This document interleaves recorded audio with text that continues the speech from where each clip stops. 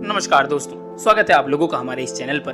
कहानी शुरू होती है और हम नीडी नाम की एक लड़की को देखते हैं जो कि एक पागल खाने में कैद होती है। तभी उसके पास उस पागल खाने की एक नर्स आती है और उसे खाना खाने के लिए पूछने लगती है। तभी नीडी उसके छाती पर जोर से लात मारती है और उसको दूर फेंक देती है। और उसी टाइम वहां पर 2 सिक्योरिटी गार्ड आते हैं और नीडी को पकड़कर जेल में फेंक देते हैं। अब यहाँ पर हम व्यूवर्स को बताने लगती है कि मैं भी कभी नॉर्मल हुआ करती थी। इसके बाद कहानी सीधा फ्लैशबैक में जाती है और हम एक टाउन को देखते हैं जिसका नाम डेविल्स कैटल था। दरअसल इसका नाम एक झरने की वजह से पड़ा जिसका पानी एक बड़े से गड्ढे में जाता था और उस गड्ढे का पानी कहाँ जाता था यह किसी को भी मालूम नहीं। बहुत से साइंटिस्ट अलग अलग चीजें डालकर यह पता लगाने की कोशिश करते थे कि वह चीजें कहाँ जाती हैं। इस बारे में किसी को भी कुछ पता नहीं चलता। अगले सीन में हम जेनिफर नाम की एक खूबसूरत लड़की को देखते हैं जो कि अपने कॉलेज में हेड चीयर लीडर होती है। जेनिफर अपने कॉलेज की सबसे सुंदर और कॉन्फिडेंस लड़की थी। और वही हम जेनिफर की बेस्ट फ्रेंड नीडी को देखते हैं जो जेनिफर से बिल्कुल उल्टी थी, लेकिन वह दोनों बेस्ट फ्रेंड थे और अपना ज्यादातर टाइम साथ में ही स्पेंड करते थे। नीडी का एक बॉयफ्रेंड भी था जिसका नाम निर्मल होता है। नीडी ज्यादातर टाइम अपने बॉयफ्रेंड से ज्यादा जेनिफर के साथ ही बिताती थी।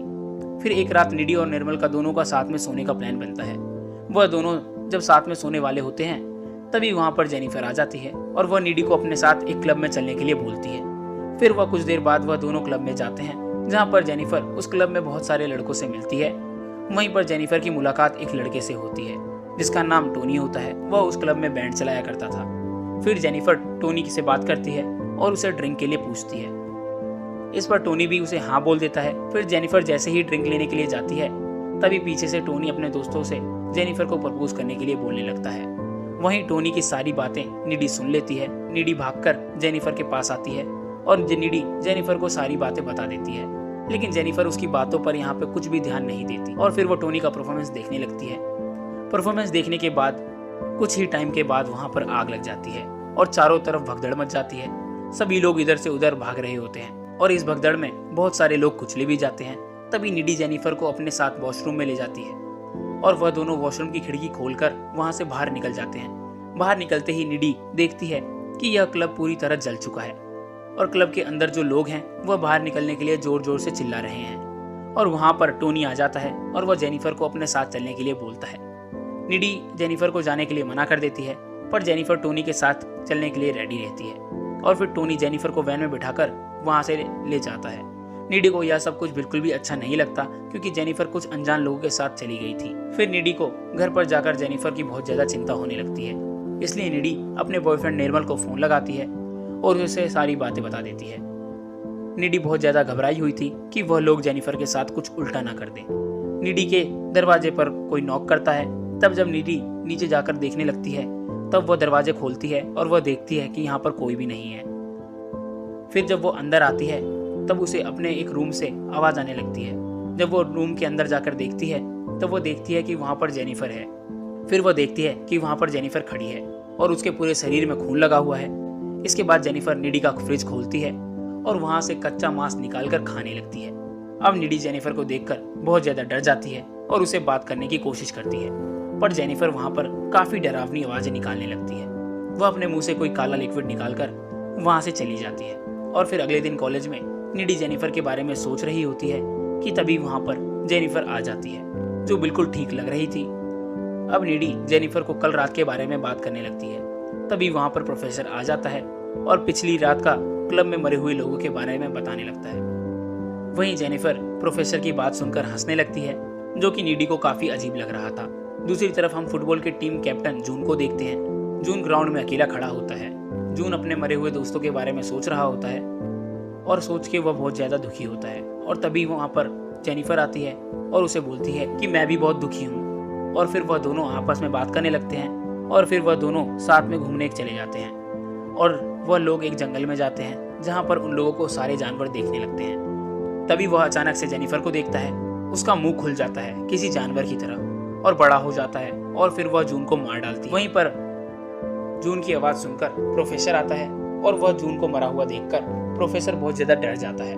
उसके बाद वह पुलिस को इन्फॉर्म कर देता है और पुलिस वहां पर खूनी को पता लगाने के लिए लग जाती है। दूसरी तरफ नीडी और जेनिफर फोन में बात कर रहे होते हैं और नीडी जेनिफर को बताती है कि मैं इस टाउन से बहुत ज्यादा परेशान हो चुकी हूँ इस टाउन में जो घटना हो रही है, मैं इससे बहुत ज़्यादा परेशान हो चुकी हूँ। इन सभी बातों से जेनिफर को कोई भी फर्क नहीं पड़ता और बातें करते करते जेनिफर एक लाइटर से अपनी जीभ को जला लेती है और हम तब देखते हैं कि जेनिफर की कुछ सेकंड में ही जीभ वापस से नॉर्मल हो जाती है, जिसको देखकर हमें पता चलता है कि जेनिफर के साथ कुछ तो अजीब हो रहा है। अगले दिन कॉलेज में टीसी नाम का एक स्टूडेंट जेनिफर के पास आता है और वह उसे डेट पर चलने के लिए पूछता है। वहीं जेनिफर टीसी को हाँ बोल देती है और उसे आज रात को अपने घर पर बुलाती है और वह कहती है कि मैं तुम्हें अपना पता मैसेज कर दूंगी। और फिर रात को टीसी उस बिल्डिंग में पहुंचता है तो वह देखता है कि यह पूरी तरह से सुनसान है और वहां पर पूरा अंधेरा हो रखा है। उसके पास तभी जेनिफर आ जाती है और उसे किस करने लगती है। इसी दौरान टीसी नोटिस करता है कि जेनिफर की आंखों का कलर चेंज हो रहा है। अब यह देखकर टीसी डर जाता है और वहां से भागने की कोशिश करता है, पर उसी वक्त जेनिफर टीसी पर हमला कर देती है और उसे मारकर खा जाती है। दूसरी तरफ हम नीडी को देखते हैं जो कि अपने बॉयफ्रेंड के साथ बात कर रही होती है, लेकिन तभी वहां पर उसे जेनिफर दिखाई देती है, जिसको देखकर वो काफी ज्यादा डर जाती है और वहां से उठकर नीडी ड्राइव करके वहां से चली जाती है। जब वो नीडी अपने घर जा रही होती है तभी रास्ते में उसे जेनिफर दिखाई देती है जो उसके कार के ऊपर जंप करती है। यह सब कुछ देखकर नीडी बहुत ज्यादा डर जाती है और वह घर आकर रोने लगती है। इसके बाद वह जैसे ही अपने रूम में जाती है वह देखती है कि जेनिफर यहीं पर है। जेनिफर नीडी के पास जाती है और उसे रिझाने की कोशिश करने लगती है। इसके बाद जेनिफर नीडी को उस रात के बारे में बताती है जिस रात क्लब में आग लगी थी। इसकी बातों से हमें पता चलता है कि उस रात टोनी जेनिफर को उसी झरने के पास लेकर गया था और अपने बैंड को फेमस करने के लिए जेनिफर की बलि देने वाला था। फिर वहां पर टोनी जेनिफर से पूछता है कि क्या तुम शुद्ध हो। वहां पर जेनिफर डर के मारे उसे हाँ बोल देती है और टोनी जेनिफर के पेट में चाकू मार देता है और उसे झरने में फेंक देता है। अब टोनी ने तो उसकी बलि चढ़ा दी थी। अब उसे लग रहा था कि उसका बैंड फेमस हो जाएगा, लेकिन उसके प्रोसेस में एक कमी होती है और यह कमी यह थी कि जेनिफर का शुद्ध ना होना, जिस वजह से जेनिफर वापस जिंदा हो जाती है और उसमें इवल्स की पावर आ जाती है। अब यह बताते हुए जेनिफर अपने हाथ पर एक कट लगाती है जो वापस नॉर्मल हो जाता है। यह सब देखकर नीडी काफी ज्यादा डर जाती है और जेनिफर को वहां से जाने के लिए बोलती है। फिर जेनिफर उसकी विंडो से वहां से कूद के चली जाती है। फिर अगले दिन नीडी जेनिफर के साथ हो रहे ये सब चीजों के बारे में लाइब्रेरी में जाके कुछ बुक्स निकाल के पढ़ने लगती है। पढ़ने के बाद नीडी को पता चलता है कि टोनी ने और उसके बैंड ने जेनिफर को शुद्ध समझकर उसकी बलि चढ़ा दी है और वहीं जेनिफर की बॉडी पर डेविल ने कब्जा कर लिया है, जिसकी वजह से उसके अंदर डेविल्स की पावर आ गई है। और अब यहाँ पर नीडी को यह सब कुछ पता चलता है कि अगर जेनिफर को सुंदर रहना है तो उसे इंसानों को खाना होगा और जेनिफर को मारने का एक ही तरीका है कि उसके दिल पर वार करना होगा। नीडी अपने बॉयफ्रेंड निर्मल के लिए डरने लगती है कि जेनिफर उसके बॉयफ्रेंड निर्मल को ना मार दे, इसलिए नीडी निर्मल के पास जाती है और उसे ब्रेकअप कर लेती है। साथ ही वह उसे यह भी बताती है जेनिफर अब इवल बन चुकी है, पर निर्मल उसकी बातों पर विश्वास नहीं करता और वहां से चला जाता है। उसी रात इस कॉलेज में एक डांस पार्टी होती है और सभी लोग उस पार्टी में जाने के लिए तैयार हो रहे होते हैं।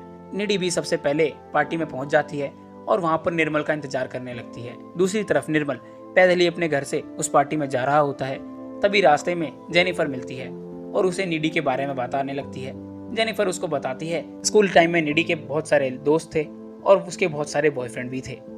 यह बात सुनकर निर्मल काफी ज्यादा सैड हो जाता है। तभी जेनिफर उसे रिझाने लगती है और उसे जंगल की तरफ ले जाती है। वहीं पार्टी में नीडी को एहसास होता है कि शायद जेनिफर ने उसके बॉयफ्रेंड के साथ कुछ बुरा करने वाली है, इसलिए वह परेशान होकर निर्मल को ढूंढने के लिए पार्टी से बाहर आ जाती है। दूसरी तरफ जेनिफर निर्मल के साथ बैठकर उसे बातें करने लगती है। तभी निर्मल उसे बताता है कि वो नीडी से बहुत ज्यादा प्यार करता है। फिर जेनिफर निर्मल को पानी में गिरा देती है और उसको मारने के लिए उसके पास आने लगती है, पर तभी वहां पर नीडी आ जाती है। अब जेनिफर उन दोनों को मारने की कोशिश कर रही होती है। इस लड़ाई के दौरान निर्मल की जान चली जाती है और जेनिफर वहां से भाग जाती है। नीडी को निर्मल की मौत का बहुत ज्यादा अफसोस होता है और वह बहुत ज्यादा दुखी होती है। और फिर हम अगले सीन में नीडी को जेनिफर के घर पर देखते हैं और नीडी जेनिफर को मारने की कोशिश कर रही होती है। इसी दौरान जेनिफर नीडी के कंधे पर काट लेती है, लेकिन नीडी जेनिफर को जान से मार देती है। लेकिन कुछ देर बाद जेनिफर की माँ उस कमरे में आ जाती है और नीडी को जेनिफर को मारते हुए देख लेती है। जेनिफर के खून के इल्जाम में नीडी को मेंटल हॉस्पिटल भेज दिया जाता है और अब यहाँ पर फिल्म वापस से प्रेजेंट में आ जाती है और हम देखते हैं कि लड़ाई के दौरान जब नीडी के कंधे पर जेनिफर ने काटा था तब नीडी के अंदर भी शैतानी शक्तियां आ गई थी। इसके बाद नीडी जेल तोड़कर वहां से भाग जाती है और वह यहाँ से सीधा झरने के पास जाती है जहाँ पर जेनिफर की बलि दी थी। और हम मूवी के लास्ट सीन में देखते हैं कि टोनी का बैंड काफी ज्यादा फेमस हो गया था, लेकिन उसके बैंड के सभी लोग धीरे धीरे करके मर जाते हैं और सीसीटीवी में पता चलता है कि नीडी ने ही जेनिफर का बदला लेने के लिए उन सभी लोगों को मारा है और यहीं पर यह मूवी समाप्त हो जाती है। तो दोस्तों, आप लोगों को हमारी यह वीडियो अच्छी लगी तो हमारी इस वीडियो को लाइक करें और हमारे चैनल को सब्सक्राइब जरूर करें। धन्यवाद।